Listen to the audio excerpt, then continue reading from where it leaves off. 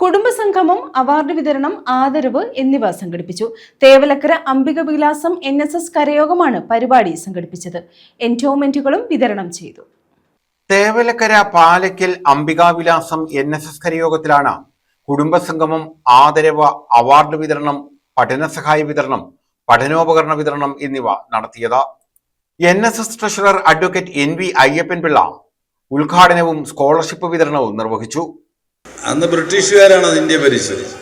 ബ്രിട്ടീഷുകാർ ഇന്ത്യൻ ജനതയെ കീഴ്പ്പെടുത്തി അവരുടെ സ്വാർത്ഥ ലാഭങ്ങൾക്ക് വേണ്ടി ഏറെക്കുറെ ഇന്ത്യൻ ജനതയെ അടിമകളാക്കി ഭരണം നടത്തുന്ന ഒരു കാലഘട്ടമാണ്.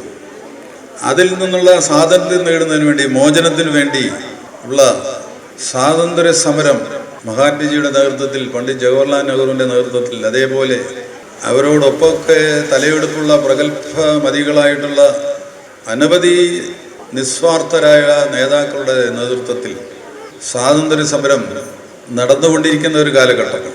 കേരളത്തെ സംബന്ധിച്ച് പറയുമ്പോൾ ഇവിടെ രാജഭരണമാണ്. രാജഭരണം എന്ന് പറയുമ്പോൾ രാജാവ് സ്വതന്ത്രനല്ല, ബ്രിട്ടീഷുകാർ പറയുന്നത് പോലെ ഭരിക്കണം.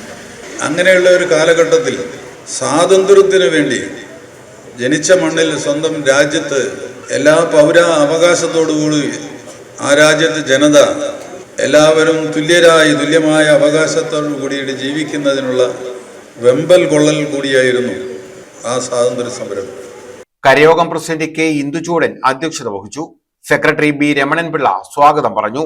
ആദരവും ക്ഷീരകർഷക അവാർഡ് ദാനവും താലൂക്ക് വനിതാ യൂണിയൻ പ്രസിഡന്റ് ഇന്ദിര രാമചന്ദ്രൻ നിർവഹിച്ചു.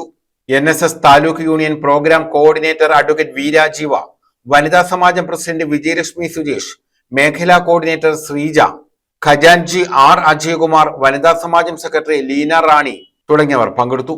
News bureau, Chavara.